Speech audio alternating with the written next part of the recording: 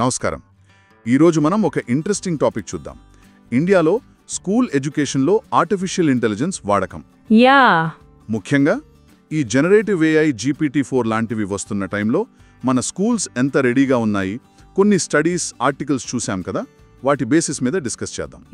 ఇది చాలా relevant topic ఎప్పుడు, ముఖ్యంగా నేషనల్ ఎడ్యుకేషన్ పాలసీ 2020 కానివ్వండి, లేదా ఆ 2018 నేషనల్ స్ట్రాటజీ ఫర్ AI కానివ్వండి, ఇవన్నీ AI ఇంటిగ్రేషన్ని ఎంకరేజ్ చేస్తున్నాయి. అవును, కానీ గ్రౌండ్ లెవెల్లో చూస్తే ఆ ఇన్ఫ్రాస్ట్రక్చర్, టీచర్ ట్రైనింగ్, ఇంకా అందరికీ యాక్సెస్ లేకపోవడం, ఇలాంటి ఛాలెంజెస్ చాలా ఉన్నాయి. వీటిని ఈరోజు కొంచెం వివరంగా చూద్దాం. సరే, ఓకే. ముందుగా అసలు కరెంట్ సిచ్యువేషన్ ఏంటి? ఈ టెక్నాలజీ ఇంటిగ్రేషన్ విషయంలో మనం ఎక్కడున్నాం? గ్రౌండ్ రియాలిటీ ఏంటి? ఒక మేజర్ ఇష్యూ వచ్చి డిజిటల్ డివైడ్, అంటే ఈ డిజిటల్ అంతరం. కొన్ని లేటెస్ట్ రిపోర్ట్స్ ప్రకారం మన దేశంలో ఇంకా చాలా స్కూల్స్లో సుమారుగా 60% పైనే అనుకోవచ్చు. అబ్బా, 60%? లోనే ఈ ఇంటర్నెట్ ఫెసిలిటీస్, కంప్యూటర్స్ ఎక్కువ ఉన్నాయి. ఒక సోర్స్ ప్రకారం అయితే ఈ గ్యాప్ 11% కన్నా ఎక్కువే ఉంది. ఇది AI అడాప్షన్కి చాలా పెద్ద ఆబ్స్టికల్ కదా. అవును, కరెక్టే. ఈ యాక్సెస్లోనే ఇంత ఇన్ఈక్వాలిటీ ఉంటే AIని అందరికీ ఎలా చేరుస్తారు? సరే, ఇన్ఫ్రాస్ట్రక్చర్ సంగతి ఇది. మరి టీచర్స్ విషయం ఏంటి? వాళ్ళు AI టూల్స్ వాడటానికి సిద్ధంగా ఉన్నారా? ట్రైనింగ్ ఏమైనా ఉందా? టీచర్ ట్రైనింగ్, ఇది ఇంకో చాలా క్రిటికల్ ఏరియా. బేసిక్ కంప్యూటర్ వాడకంలో ట్రైనింగ్ పొందిన టీచర్స్ పర్సెంటేజ్ చాలా తక్కువగా ఉంది. కొన్ని స్టడీస్ ప్రకారం 40% కన్నా తక్కువ. 40% కన్నా తక్కువ? అవును. అంటే ఆలోచించండి, AI లాంటి అడ్వాన్స్డ్ టూల్స్ వాడటానికి కావాల్సిన స్కిల్ సంగతి తరువాత బేసిక్ కంప్యూటర్ ట్రైనింగ్ చాలా మందికి ఇంకా సరిగా అందట్లేదన్నమాట. స్టూడెంట్స్ విషయంలో కూడా అంతే. రూరల్ అర్బన్ గ్యాప్ ఉంది. జెండర్ గ్యాప్స్ కూడా కనిపిస్తున్నాయి కంప్యూటర్, ఇంటర్నెట్ వాడకంలో. ప్రైవేట్ స్కూల్ పిల్లలకు ఈ డిజిటల్ టూల్స్తో సొంతంగా నేర్చుకునే అవకాశాలు కొంచెం ఎక్కువ ఉంటున్నాయి. రైట్. అంటే ఛాలెంజెస్ అయితే క్లియర్గా కనిపిస్తున్నాయి. అయితే మరోవైపు చూస్తే AI వల్ల ఎడ్యుకేషన్లో చాలా ఆపర్చునిటీస్ కూడా ఉన్నాయి కదా. స్టూడెంట్స్కి కానివ్వండి, టీచర్స్కి కానివ్వండి, ఇది ఎలా హెల్ప్ అవుతుంది? పాజిటివ్స్ ఏంటి? ఖచ్చితంగా పొటెన్షియల్ చాలా ఉంది. AIతో పర్సనలైజ్డ్ లెర్నింగ్ పాత్స్ క్రియేట్ చేయొచ్చు. అంటే ఏంటి? ప్రతి స్టూడెంట్ వాళ్ళ స్పీడ్, వాళ్ళ స్టైల్కి తగ్గట్టు నేర్చుకోవచ్చు. ఓకే. AI ట్యూటర్స్ లాంటివి వాళ్ళ డౌట్స్ క్లియర్ చేయడానికి, కాన్సెప్ట్స్ అర్థం చేసుకోవడానికి హెల్ప్ చేస్తాయి.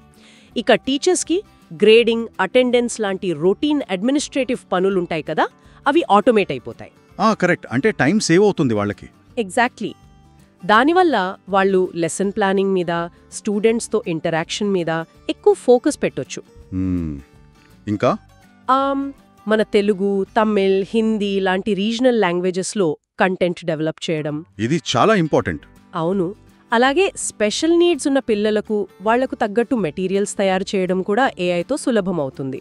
కొన్ని ఎడ్టెక్ కంపెనీలు ఆల్రెడీ అడాప్టివ్ లెర్నింగ్ సిస్టమ్స్ వాడుతున్నాయి కూడా. అడాప్టివ్ లెర్నింగ్ అంటే స్టూడెంట్ లెవెల్ని బట్టి, వాళ్ల ప్రోగ్రెస్ని బట్టి లెసన్స్ ఆటోమేటిక్గా అడ్జస్ట్ అవుతాయన్నమాట. ఓకే.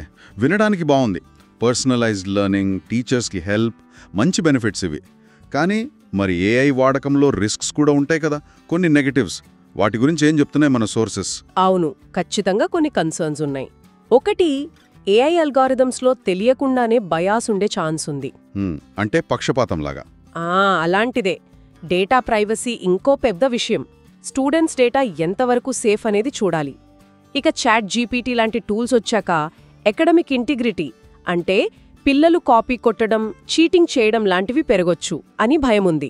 రైట్, అది నిజమే. దీనికి తోడు మన లోకల్ కాంటెక్స్ట్, మన ప్రాంతీయ భాషలకు తగ్గట్టు AI సిస్టమ్స్ డెవలప్ చేయడం కూడా ఒక ఛాలెంజ్. వీటన్నిటికీ అంటే రెస్పాన్సిబుల్ AI పాలసీస్ ఉండాలి, మనిషి పర్యవేక్షణ కంటిన్యూస్గా ఉండాలి. అది చాలా ముఖ్యం. ఓకే. అంటే ఇన్ఫ్రాస్ట్రక్చర్ గ్యాప్స్, ట్రైనింగ్ సరిపోకపోవడం ఒకవైపు, మరోవైపు ఇన్ని గొప్ప అవకాశాలు, దానికి తోడు ఈ రిస్క్స్, ఎథికల్ కన్సర్న్స్, ఇదంతా చూస్తుంటే పాలసీ లెవెల్లో ఏం జరుగుతోంది? స్కూల్స్ ప్రిపేర్ అవ్వడానికి ప్రభుత్వం ఏమైనా చేస్తోందా? గవర్నమెంట్ ఆఫ్ ఇండియా అయితే NEP 2020లోనూ 2018 నేషనల్ AI స్ట్రాటజీలోనూ AI ఇంటిగ్రేషన్కి ఇంపార్టెన్స్ ఇచ్చింది. CBSE వాళ్ళైతే క్లాస్ 8 నుంచి 12 వరకు AIని ఒక సబ్జెక్ట్గా కూడా పెట్టారు. సబ్జెక్ట్గానే పెట్టారా? అవును.